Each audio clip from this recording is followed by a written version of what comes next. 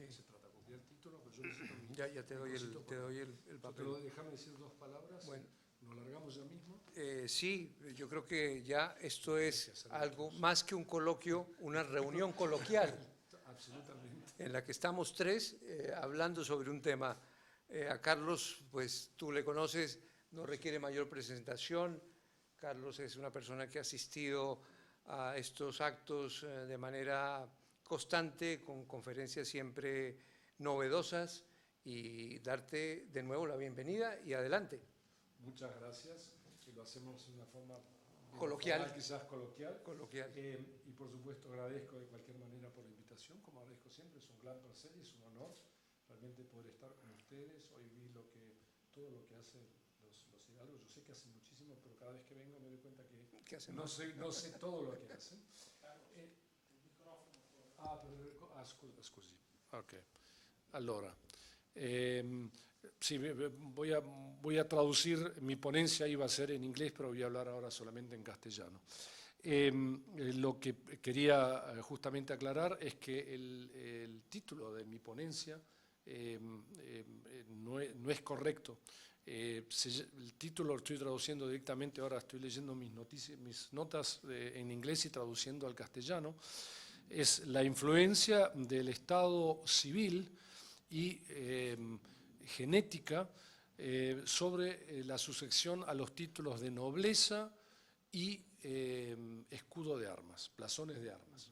Ese es el tema y les voy a decir inmediatamente que es más que una ponencia como la que hizo Paulo, es más bien un ensayo donde yo pensaba, esto lo había hablado con Pier Felice anteriormente, donde yo esperaba tener un poquito más de auditorio, esperaba discutir inclusive un poco con el auditorio, cosas que no hacemos tan seguido.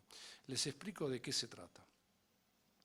Se trata, todo esto viene a un caso decidido por el Judicial Committee de la Suprema Corte del Privy Council, que está constituido en Inglaterra por 7 jueces de la Supreme Court. Y fue a pedido de la reina. ¿Qué había pasado? Un tal Murray, y por eso que te puse esto ahí, que lo miramos juntos y van a entender lo que pasa. Sí. Murray, que nació en el 1941, en base a una base de datos de DNA que la familia Pringle of Stickhill había hecho para hablar más que nada sobre quién podría ser el clan, el chief of clan, del clan Pringle en Escocia, se dan cuenta, por esos estudios de DNA, que me levanto un segundo, que este señor, el hijo del 8º varón, no era su hijo legítimo. O sea, se dieron cuenta que la mujer... Por la prueba de DNA. Por la prueba de DNA. Y esto, por supuesto, es un tema que hasta ese momento no había sido tratado, no se sabía si se podían utilizar pruebas de DNA, de genética. Entonces la línea sucesoria... Exactamente. Eso es lo que pasó. Sí. Se trata de una baronetcy, es algo intermediario entre los peers y los knights. Hay muy pocos fueron vendidos por dinero en el año 1620 más o menos, y como ves es el 8º. ¿Y qué es lo que sucede? Por esos estudios, Murray le dice a la reina, discúlpeme, pero lamentablemente el señor Stuart, el 10º, no es el legítimo, porque ahí no hay linaje, no hay conexión. Y la reina, por supuesto, se ocupó del tema y ella no sabía cómo decidir y por eso le pidió justamente al comité judicial de tomar una decisión. Por supuesto que antes en estas cosas la mujer, porque había ya Norman no se parece en nada al padre, Florence, la mamá, había declarado en 1920 en forma notarial que ella aseguraba que el padre de Norman hijo era Norman padre. Habían habido habían tratado de arreglar anteriormente, pero no pasó nada hasta que, por casualidad, por la familia presentó estudios de DNA, se dieron cuenta que estaba ese problema. Y bueno, ¿y qué decide? Y lo hago muy breve para ustedes. ¿Qué decide en 2016? ¿Qué decide el comité judicial del Private Counsel? Decide, y ahora tengo que traducir un poquito del inglés directamente, sí, sí, que no hay motivo por el cual se puedan excluir la prueba del DNA, cosa que no está, se da por válida. Es aceptable.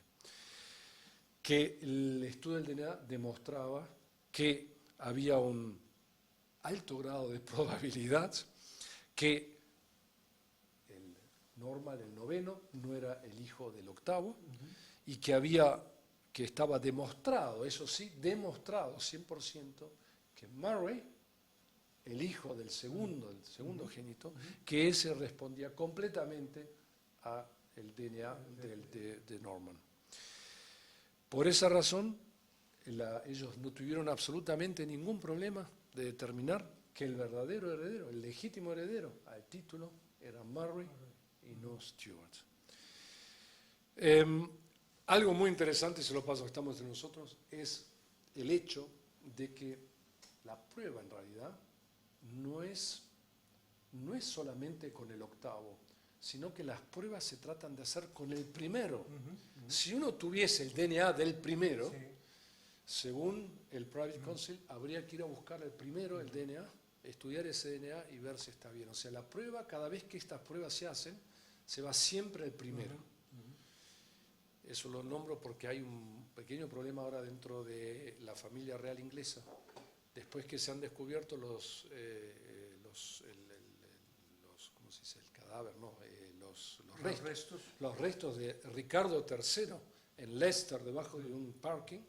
Le sacaron el DNA, estaban seguros que era por lo que tenía vestido, y lamentablemente lo han comparado con la familia real y no responde. O sea, que ahí no responde. Por eso que hay un problema de que parece que el hijo de Ricardo III, que es el John of Gaunt, que después sería el padre de Enrique VII, que ese hijo no es legítimo. De esa manera, todo el linaje de los Tudor estarían cuestionados y el linaje de la familia Windsor también, porque ellos se basan sobre los Tudor. Por eso, como les digo, es algo bastante interesante. ¿Y en este caso la investigación se remontó más arriba o no fue posible? Lo hicieron solamente hasta el octavo. A partir del octavo. Pero si hubiese DNA más anterior, se podría hacer con el DNA. ¿Y qué pasó con esta familia? Y nada, perdieron todo. Esta familia? Nada, ellos pierden el título. Pierden el título y se acabó. Y se acabó. Y además, en eso la pregunta en derecho es interesante, porque ¿qué dijo Stuart? Está bien escrito así, es una manera distinta de escribir Stuart. Él dijo, disculpen, yo creí en el título y el título lo tuvimos ahora como mínimo casi 100 años, si ves las fechas. Digamos, hay una posesión de buena fe. Exactamente, si hay prescripción, una posesión de buena fe, y la respuesta es categórica. En términos de sangre, no hay prescripción, absolutamente no hay prescripción.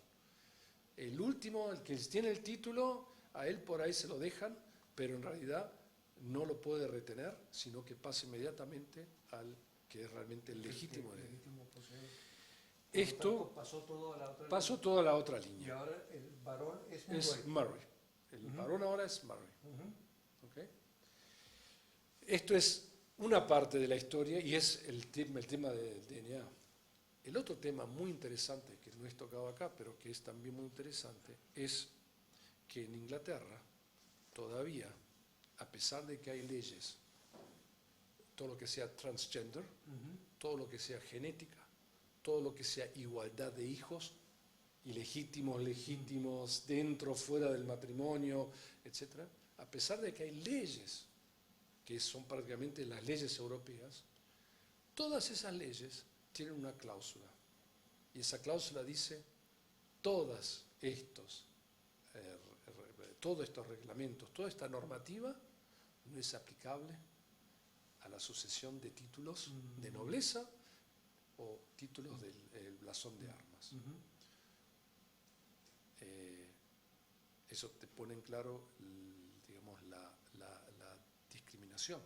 que hay, por un lado, hay igualdad en la parte civil y al mismo tiempo en todo lo que tenga que ver con títulos, la igualdad esa es destruida, no existe. No existe. Y según lo veo yo, esto va mucho más en detalle, por supuesto, pero empieza, la discusión va ya en dirección a si el primer hijo, sea lo mismo si es mujer o varón, si hay un derecho. Como ustedes saben, la ley de sucesión en Inglaterra ha sido cambiada y ahora también pueden ser la primera mujer, puede ser también la reina, como es en Suecia, como es creo que en España en el tiempo.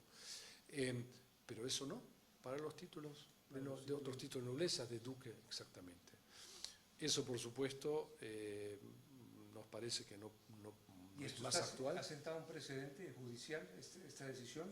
Este es un precedente ahora, y las otras España tiene un precedente, que es el famoso caso del 98, el de la sierva Osorio de Moscoso, que fue hasta la Corte Europea, estuvo en la Constitución, estuvo en la Corte Constitucional, fue a la Corte Europea y volvió, y la ley fue cambiada, se cambió la ley aquí en España.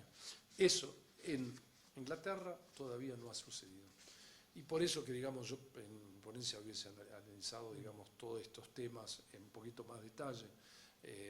Y hay situaciones, y ya realmente yo diría que terminamos, porque realmente tengo 2 segundos para ir. Carlos. Sí. ¿Y se supo de la infidelidad Sí. que hubo ahí? Sí, se sabe. Ella sí. Además, en la familia siempre se dijo.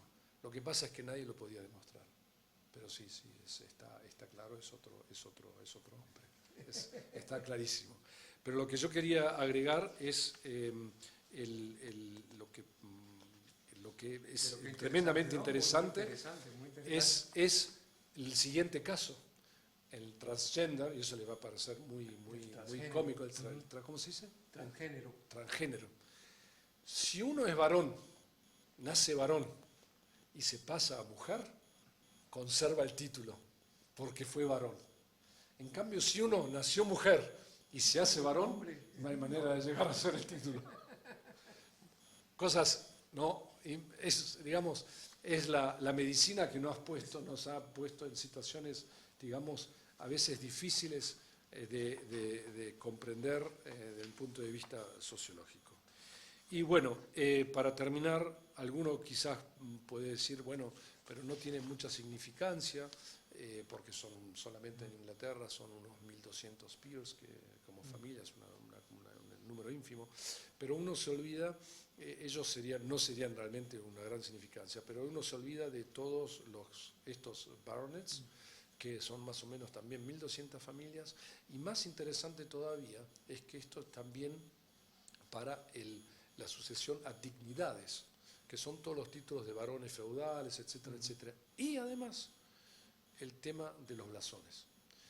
Y ahí la cantidad es inmensa en Inglaterra, estamos hablando de 10.000, 20.000 familias. Por eso que todo lo que acabo de decir, es aplicable también a la sucesión, al derecho del blasón, y por eso que se puede imaginar, tiene una dimensión que no es pequeña. Es una cosa grande.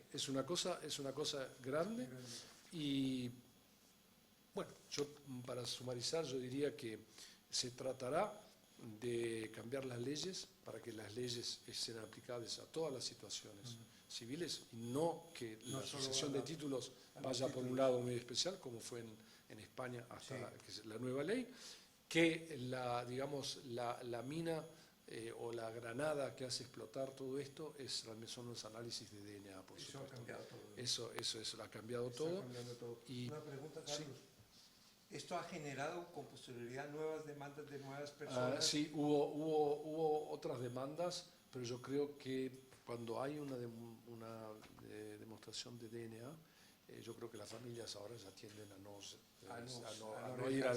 ir ni a una corte ni nada, sino de presentar los papeles. Salvo que aparezca alguien que crea tener derecho. Si aparece otro que tiene derecho, pero en este caso no hay ningún tipo de transgénero, no hay ningún tipo de gestación asistida, esa es la palabra, Sí, creo, en español, ni tampoco de madre rentada, o sea, una madre, o sea, todos estos casos especiales que conocemos, que es la medicina actual, esto es un caso, es como dicen los ingleses, plain vanilla, es un caso clarísimo.